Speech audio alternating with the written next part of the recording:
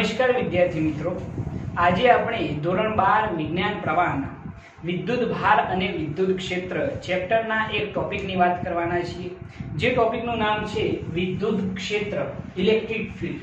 હવે electric field કઈ રીતે ઉદ્ભવે છે એની ચર્ચા આપણે કરવાના છીએ, એની વિશેષતાઓ શું છે એ પણ જોવાના છીએ, અને એના પછી વિદ્યુત ક્ષેત્ર રેખાઓની પણ ચર્ચા કરવાના છીએ. પરંતુ હાલ પૂરતું પહેલા વિદ્યુત ક્ષેત્ર કઈ રીતે ઉદ્ભવે છે એની આપણે વાત કરવાના છે. સૌપ્રથમ આપણે કોઈ બિંદુવત વિદ્યુતભાર વડે ઉદ્ભવતા વિદ્યુત ક્ષેત્રની વાત કરવાના છીએ. તો એના માટે આપણે એવું વિચારીએ કે ધારો કે યામાક્ષ પદ્ધતિમાં આ રીતે યામાક્ષ પદ્ધતિ આપણે વિચારીએ છીએ. યામાક્ષ પદ્ધતિના ઉગમ બિંદુ પાસે કોઈ એક વિદ્યુતભાર મૂકેલો છે કેપિટલ Q. જો યામાક્ષ પદ્ધતિના ઉગમ બિંદુ પાસે કોઈ એક વિદ્યુતભાર મૂકવામાં આવશે તો એની આસપાસ વિદ્યુત ક્ષેત્ર રચાય છે. હવે જે વિદ્યુત ક્ષેત્ર રચાય છે એ કેટલું વિદ્યુત ક્ષેત્ર ઉદ્ભવે છે એ આપણે શોધવાનું છે, એનું સૂત્ર બનાવવાનું છે. તો એના માટે ઉગમ બિંદુથી r સદિશ જેટલા અંતરે P બિંદુ પાસે આપણે એક સૂક્ષ્મ વિદ્યુતભાર મૂકીએ છીએ, જેને નામ આપેલું છે મેં Q0, અથવા તો તમે Q પણ કહી શકો છો. મેં શું કર્યું છે ફરીથી એકવાર સમજજો. મેં વિદ્યુત ક્ષેત્રને સમજવા માટે યામાક્ષ પદ્ધતિના ઉગમ બિંદુ પાસે એક વિદ્યુતભાર મૂકેલો છે, જેનું નામ છે કેપિટલ Q. બરોબર છે. ઉગમ બિંદુથી r સદિશ જેટલા અંતરે આવેલા P બિંદુ પાસે એક સૂક્ષ્મ વિદ્યુતભાર મૂકેલો છે, જેનું નામ છે Q0. બરોબર છે. અહીંયા આગળ એ વસ્તુ સમજવી ખાસ જરૂરી છે કે ઉગમ બિંદુ પાસેનો જે આ વિદ્યુતભાર છે કેપિટલ Q, એના વડે વિદ્યુત ક્ષેત્ર ઉદ્ભવે છે. એની આસપાસ આ રીતે વિદ્યુત ક્ષેત્ર ઉદ્ભવે છે. બરોબર છે. એટલા માટે આ જે વિદ્યુતભાર છે એને સ્ત્રોત વિદ્યુતભાર કહે છે. શું કહેવાય છે આને? સ્ત્રોત વિદ્યુતભાર, અથવા તો ઇંગ્લિશમાં કહેવું હોય તો તમે કહી શકો છો સોર્સ ચાર્જ. શું કહેવાશે એને? Source charge. એના પછી જે આ Q0 વિદ્યુતભાર છે એ Q0 વિદ્યુતભાર વિદ્યુત ક્ષેત્રની તીવ્રતા નક્કી કરે છે.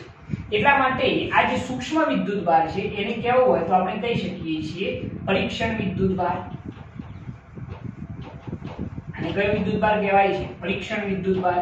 ઇંગ્લિશમાં જો કહેવું હોય તો એને કહેવામાં આવશે ટેસ્ટ ચાર્જ, જે સૂક્ષ્મ હોય છે, ખૂબ જ નાનો. બરોબર છે. તો અહીંયા આગળ આ બંને વસ્તુ સૌપ્રથમ ખાસ સમજવાની છે કે ઉગમ બિંદુ પાસે જે વિદ્યુતભાર મૂકેલો છે એને શું કહેવાશે? સ્ત્રોત વિદ્યુતભાર. અને જે P બિંદુ પાસે એક સૂક્ષ્મ વિદ્યુતભાર મૂકેલો છે Q0, એને શું કહેવાય છે? પરીક્ષણ વિદ્યુતભાર, અથવા તો ટેસ્ટ ચાર્જ જેને કહેવાય છે. ટેસ્ટિંગ થઈ રહ્યું છે, પરીક્ષણ થઈ રહ્યું છે, એટલા માટે એને શું કહેવાય છે? Test charge. ઓકે. હવે સૌપ્રથમ આપણને એ વસ્તુનો ખ્યાલ છે કે આ બંને વિદ્યુતભારો એ પોઝિટિવ છે, એટલે કે ધન વીજભારો છે, તેમની વચ્ચે અપાકર્ષી વિદ્યુતીય બળ લાગતું હશે. તો સૌપ્રથમ Q વડે Q0 પર લાગતું અપાકર્ષી વિદ્યુતીય બળ કઈ દિશામાં હશે? આ દિશામાં હશે, કારણ કે આ બંને એકબીજાને અપાકર્ષે છે, એટલે અપાકર્ષી વિદ્યુતીય બળની દિશા આમ હશે, આ દિશામાં હશે. તો અહીંયા આગળ આપણે લખીએ કે Q વડે Q0 પર લાગતું વિદ્યુતીય બળ, જો આપણે કહેવું હોય તો એ F સદિશ બરાબર કે કયા બે વિદ્યુતભારો છે? Q અને બીજો કયો છે? Q0. આપણને બંને વચ્ચેના ડિસ્ટન્સનું મૂલ્ય શું થશે? r², અને એની સાથે એનો શું આવશે? એકમ સદિશ. આ વસ્તુ મેં તમને સમજાયેલી છે કે સદિશ બરાબર શું થશે? મૂલ્ય ગુણ્યા એનો એકમ સદિશ. બરોબર છે. ઓકે. તો આ થયું કેપિટલ Q વડે Q0 પર લાગતું વિદ્યુતીય બળ. એનું સૂત્ર બને છે F સદિશ. બરોબર છે. હવે આની અંદર જો Q0 બરાબર જે આ ટેસ્ટ ચાર્જ છે, પરીક્ષણ વિદ્યુતભાર છે, એની અંદર Q0 બરાબર 1 કુલમ્બ હોય તો એકમ વિદ્યુતભાર પર લાગતું વિદ્યુતીય બળ વિદ્યુત ક્ષેત્ર રજૂ કરે છે. મેં અહીંયા આગળ શું લખેલું છે કે અહીંયા આગળ જે આ પરીક્ષણ વિદ્યુતભાર છે Q0 છે એનું મૂલ્ય મેં તમને કહેલું છે કે અતિ સૂક્ષ્મ છે અને જો Q0 બરાબર 1 કુલમ્બ હોય તો એકમ ધન વિદ્યુતભાર પર અથવા તો એકમ વિદ્યુતભાર પર લાગતું વિદ્યુતીય બળ વિદ્યુત ક્ષેત્ર રજૂ કરે છે બરોબર છે। અહીંયા તમે એકમ ધન વિદ્યુતભાર પણ લખી શકો છો કારણ કે ધન વિદ્યુતભાર આપણે લીધેલો છે અને હંમેશા ટેસ્ટ ચાર્જ જે છે એ હંમેશા કેવો લેવામાં આવશે ધન વીજભાર લેવામાં આવશે। આ ધન અથવા તો ઋણ હોઈ શકે પરંતુ પરીક્ષણ વિદ્યુતભાર હંમેશા કેવો હશે ધન જ હશે બરોબર છે। તો મેં શું કહેલું છે ફરીથી એકવાર જોજો કે જો પરીક્ષણ વિદ્યુતભાર Q0 બરાબર 1 કુલમ્બ હોય તો એકમ ધન વિદ્યુતભાર પર લાગતું વિદ્યુતીય બળ વિદ્યુત ક્ષેત્ર રજૂ કરે છે બરોબર છે। તો એના માટે આપણે અહીંયા આગળ વિદ્યુત ક્ષેત્રનું સૂત્ર લખવું હોય તો E સદિશ બરાબર F સદિશ ભાગ્યા શું આવશે Q0 બરોબર છે। વ્યાખ્યા શું બનશે જરા જોજો કે એકમ ધન વિદ્યુતભાર પર Q0 બરાબર કેટલો છે 1 કુલમ્બ એટલા માટે એકમ ધન વિદ્યુતભાર પર લાગતું વિદ્યુતીય બળ શું રજૂ કરે છે વિદ્યુત ક્ષેત્ર રજૂ કરે છે। તો એના માટે જો સૂત્ર એપ્લાય કરીએ તો E સદિશ બરાબર ચલો F સદિશ બરાબર શું લખીશું જે આના વડે આના પર લાગતું વિદ્યુતીય બળ છે તો શું થશે KQ Q0 upon r² r caret F સદિશની જગ્યાએ આ સૂત્ર આપણે એપ્લાય કર્યું છે। અપન છેદમાં શું છે તો છેદમાં શું છે Q0 તો Q0 શું થઈ જશે કેન્સલ થઈ જશે તો વિદ્યુત ક્ષેત્ર E સદિશ બરાબર આપણને સૂત્ર મળશે કે Q upon r² શું થઈ જશે r કેરેટ બરોબર છે। એના પછી જો કદાચ આનું મૂલ્ય લેવું હોય બરોબર છે આ તો સદિશ સ્વરૂપ છે પરંતુ જો કદાચ એનું મૂલ્ય લેવું હોય તો મૂલ્ય સ્વરૂપે કઈ રીતે દર્શાવવામાં આવશે E બરાબર KQ upon r² વડે એને રજૂ કરવામાં આવે છે બરોબર છે ઓકે। હવે આ જે આપણે સૂત્ર બનાવ્યું છે એના ઉપરથી આપણે સૌપ્રથમ વિદ્યુત ક્ષેત્રની વ્યાખ્યા જો લખવી હોય તો એની વ્યાખ્યા શું લખવામાં આવશે એ જરા જોજો તો વિદ્યુત ક્ષેત્ર ની વ્યાખ્યા શું થશે તો એની વ્યાખ્યા યાદ રાખજો કે વિદ્યુત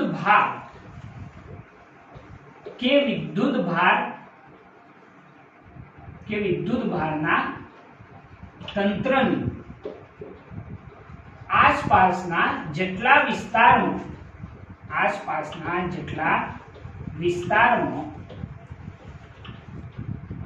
તેની અસર પ્રવર્તમાન હોય તે વિસ્તારને વિદ્યુત ક્ષેત્ર કહે છે। મેં વ્યાખ્યા શું લખેલી છે વિદ્યુત ક્ષેત્રની ફટાફટ જોજો ફરીથી વિદ્યુત ક્ષેત્ર કોને કહેવાય તો વિદ્યુત ભાર કે વિદ્યુત ભારના તંત્રની વિદ્યુત ભાર હોય અથવા તો વિદ્યુત ભારોનું તંત્ર હોય તો વિદ્યુત ભાર કે વિદ્યુત ભારના તંત્રની આસપાસના જેટલા વિસ્તારમાં તેની અસર પ્રવર્તમાન હોય તે વિસ્તારને શું કહે છે વિદ્યુત ક્ષેત્ર કહે છે। દાખલા તરીકે હું છું સપોઝ વિચારો કે હું વિદ્યુત ભાર છું તો મારી અસર આ ક્લાસરૂમ પૂરતી મર્યાદિત છે તો જેટલા વિસ્તારમાં મારી આ અસર પ્રવર્તમાન હોય એ વિસ્તારને મારું શું કહેવાશે વિદ્યુત ક્ષેત્ર કહેવાશે બરોબર છે। તો આ વિદ્યુત ક્ષેત્રની વ્યાખ્યા થઈ। એના પછી જો વિદ્યુત ક્ષેત્રની તીવ્રતા કેવી હોય તો વિદ્યુત ક્ષેત્રની તીવ્રતા એની વ્યાખ્યા શું લખવામાં આવશે એ જરા જોજો તો વિદ્યુત ભાર કે વિદ્યુત ભારના તંત્રની અંદર એકમ ધન વિદ્યુત ભાર પર અથવા તો એમ કહીએ વિદ્યુત ભાર કે વિદ્યુત ભારના તંત્રની અંદર કોઈ બિંદુ પાસેના એકમ ધન વિદ્યુત ભાર પર લાગતા વિદ્યુતીય બળને વિદ્યુત ક્ષેત્રની તીવ્રતા કહે છે।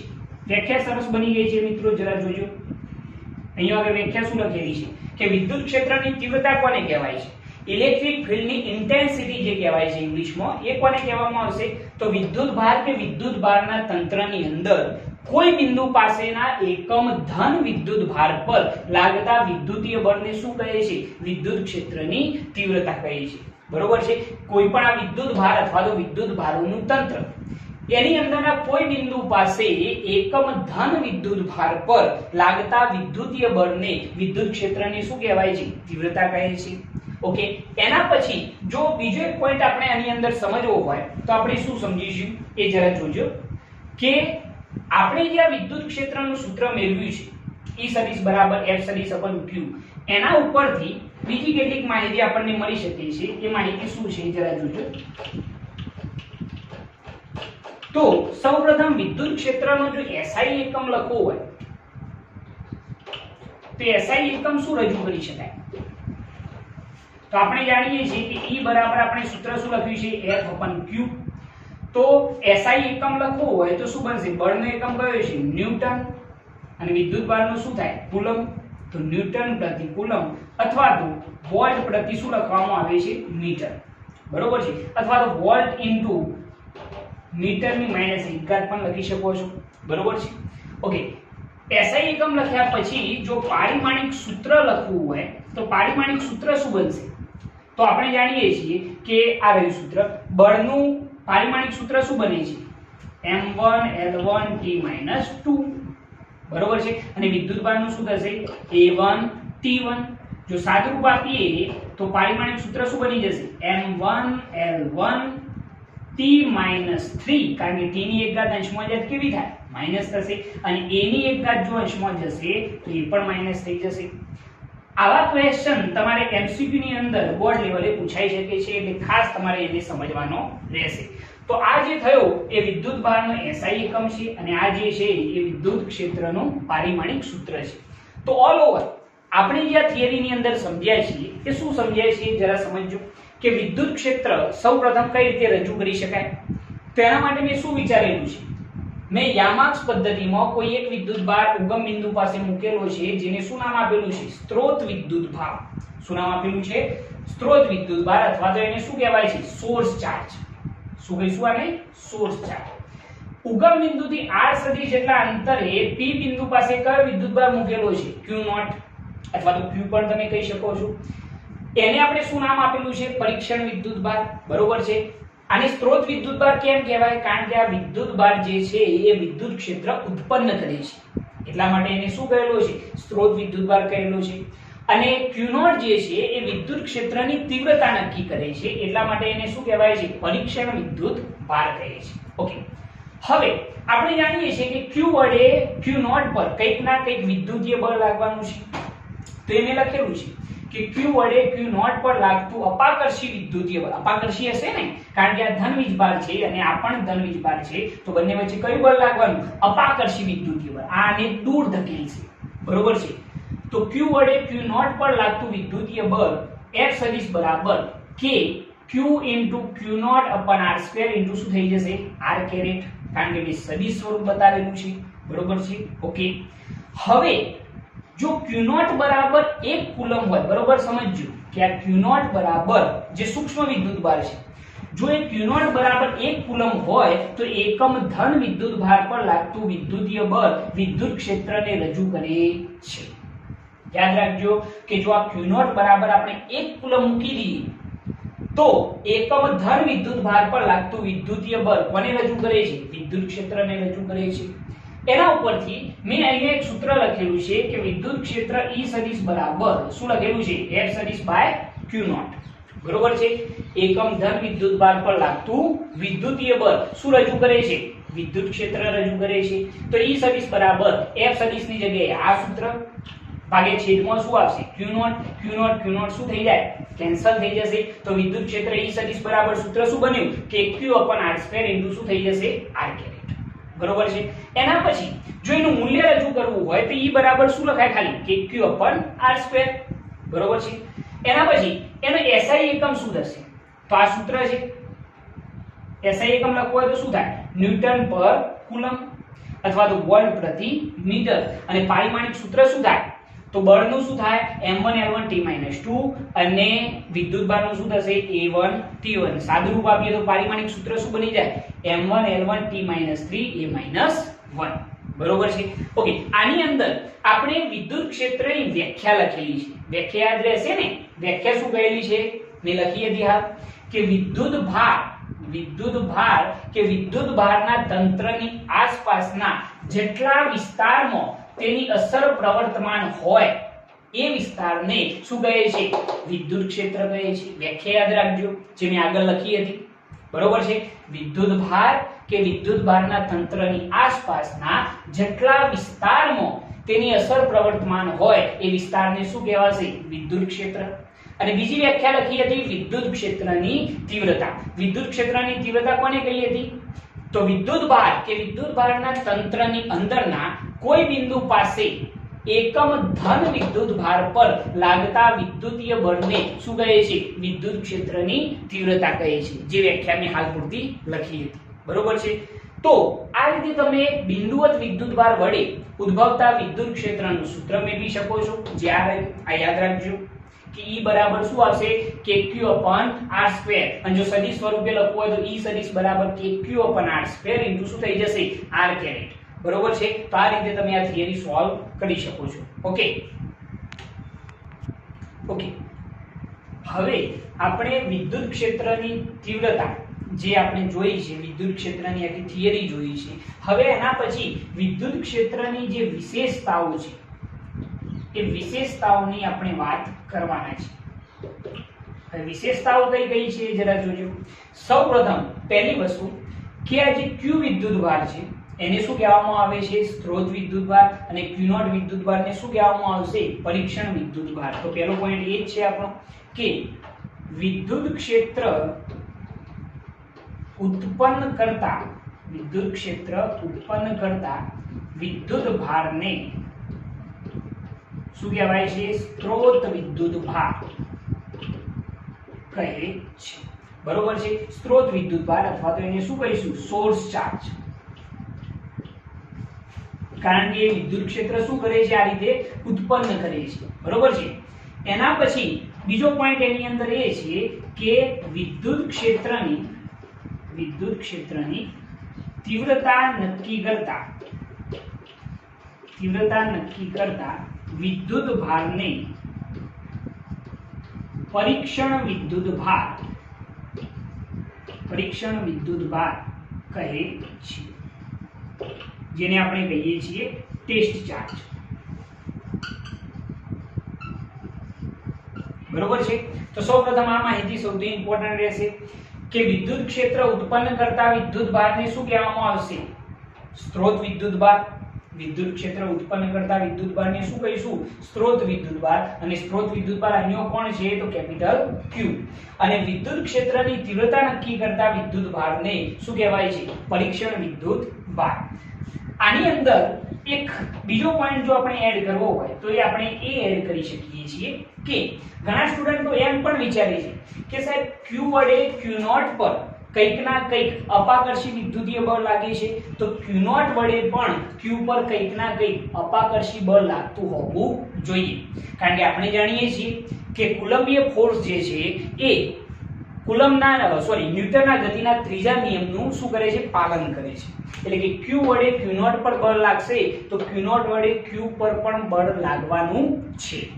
એના લીધે અહીંયા આગળ આપણે જો એમ વિચારીએ કે Q વડે Q0 પર કંઈક ના કંઈક બળ લાગે છે, એની દિશા કઈ તરફ હશે? આ દિશામાં હશે. તો Q0 વડે Q પર પણ કંઈક ના કંઈક બળ લાગશે, જેના લીધે લાગતું બળ આ દિશામાં હશે. તો સાહેબ જો Q0 વડે Q પર કંઈક ના કંઈક બળ લાગતું હોય તો Q વિદ્યુત ભાર પોતાના સ્થાન પર કઈ રીતે રહી શકે? એ ત્યાંથી ખસી શકે છે? એ ખસવો જોઈએ નહીં. એના લીધે આપણે Q0 નું મૂલ્ય બને એટલું કેવું લેવાનું છે? સૂક્ષ્મ લેવાનું છે. એટલે કે જે ટેસ્ટ ચાર્જ જે પરીક્ષણ વિદ્યુત ભાર છે એનું મૂલ્ય બને એટલું કેવું લેવાનું છે? સૂક્ષ્મ લેવાનું છે. જેના લીધે આપણે જો લખવું હોય તો એમ લખી શકીએ છીએ કે E સદિશ બરાબર limit Q0 tends to 0 into F સદિશ બાય શું આવશે? Q0. આ જે આપણું સૂત્ર હતું એની અંદર આ વસ્તુ સૌથી અગત્યની છે. બરોબર છે. કારણ કે આના વડે આના ઉપર પણ બળ લાગવાનું છે. તેથી આ પોતાના સ્થાન પરથી ખસી શકે છે, એ ખસે નહીં, એના લીધે Q0 નું મૂલ્ય બને એટલું કેવું લેવાનું છે, સૂક્ષ્મ લેવાનું છે, જેના લીધે આ વિદ્યુત ભાર પર લાગતું બળનું મૂલ્ય અત્યંત કેવું થઈ જશે, સૂક્ષ્મ થઈ જશે, જેથી આ પોતાના સ્થાન પરથી સ્થાન છોડશે નહીં. એટલે આપણે કંઈક આવું લખી શકીએ કે E સદિશ બરાબર Q0 નું મૂલ્ય લિમિટ Q0 ટેન્ડ્સ ટુ 0. આનો મતલબ શું થાય કે Q0 નું મૂલ્ય એટલે કે પરીક્ષણ વિદ્યુત ભારનું મૂલ્ય બને એટલું કેવું લેવાનું છે, સૂક્ષ્મ, લગભગ શૂન્ય પણ શૂન્ય નહીં, બરોબર છે, ઇન્ટુ F સદિશ બાય Q0, બરોબર છે. એના પછી બીજો પોઈન્ટ આપણો જે છે એ એવો છે કે વિદ્યુત ક્ષેત્ર પરીક્ષણ વિદ્યુત ભારથી કેવું હોય છે, સ્વતંત્ર હોય છે. વિદ્યુત ક્ષેત્ર જે છે એ પરીક્ષણ વિદ્યુત ભારથી બિલકુલ કેવું હોય છે, સ્વતંત્ર હોય છે. કેમ? કારણ કે પરીક્ષણ વિદ્યુત ભારનું મૂલ્ય આપણે કેવું લઈએ છીએ, એકદમ સૂક્ષ્મ લઈએ છીએ. આપણે તમને યાદ હોય તો હાલનું સૂત્ર બનાવ્યું કે E બરાબર આપણને શું મળ્યું કે Q/R². પરીક્ષણ વિદ્યુત ભાર ક્યાં આવતો જ નથી વિદ્યુત ક્ષેત્રમાં, એટલા માટે વિદ્યુત ક્ષેત્ર એ પરીક્ષણ વિદ્યુત ભારથી કેવું હોય છે, સ્વતંત્ર હોય છે, બરોબર છે. એના પછી ત્રીજો પોઈન્ટ એ આપણા માટે અગત્યનો રહેશે કે જો ધન વીજભાર હોય તો એના લીધે ઉદ્ભવતી વિદ્યુત ક્ષેત્ર રેખાઓ અથવા તો વિદ્યુત ક્ષેત્ર એ ત્રિજ્યાવર્તી કઈ તરફ હોય છે, બહારની તરફ હોય છે. ધન વીજભાર વડે ઉદ્ભવતું વિદ્યુત ક્ષેત્ર એ કઈ તરફ હોય છે, ત્રિજ્યાવર્તી બહારની દિશામાં હોય છે. અને જો ઋણ વીજભાર હોય તો વિદ્યુત ક્ષેત્ર રેખાઓ એ ત્રિજ્યાવર્તી અંદરની દિશામાં હોય છે.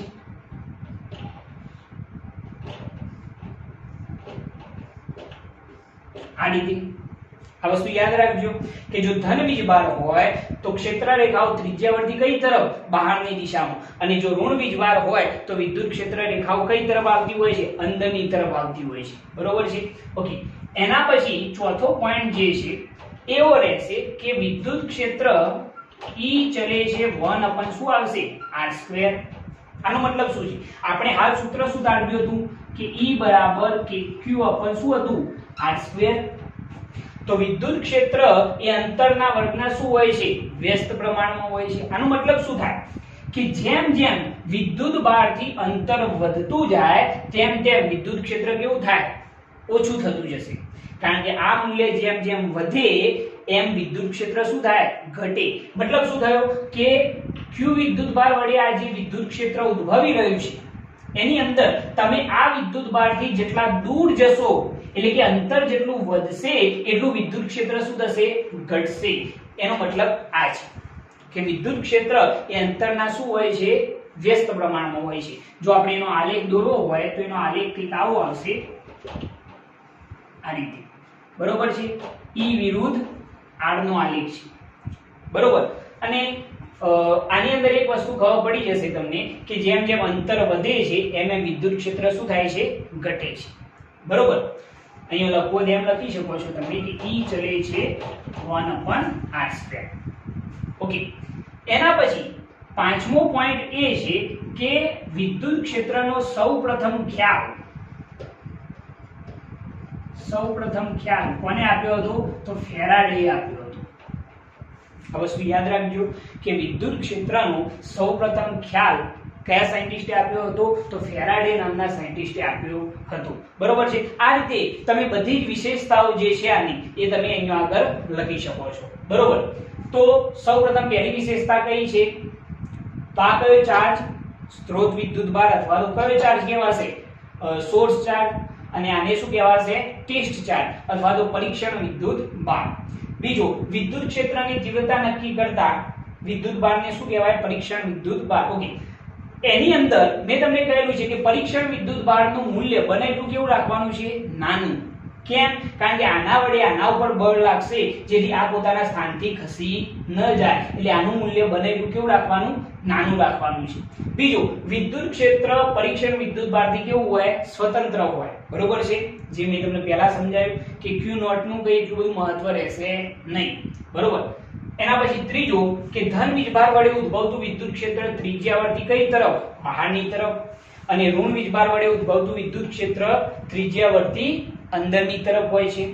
ચોથું કે વિદ્યુત ક્ષેત્ર એ અંતરના વર્ગના શું હોય વ્યસ્ત પ્રમાણમાં હોય છે, એટલે કે જેમ જેમ વિદ્યુત ભારથી અંતર વધતું જાય તેમ તેમ વિદ્યુત ક્ષેત્ર શું થાય ઘટતું જાય.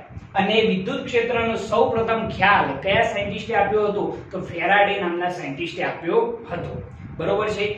ઓકે, જો તમને અમારી આ ચેનલ પસંદ આવતી હોય તો અમારી આ ચેનલને લાઈક કરો, શેર કરો અને સબસ્ક્રાઇબ કરો અને બેલ આઇકન સ્ટાર્ટ કરો, જેથી અમારા આવનારા વિડીયો તમને મળતા રહે. જય હિન્દ.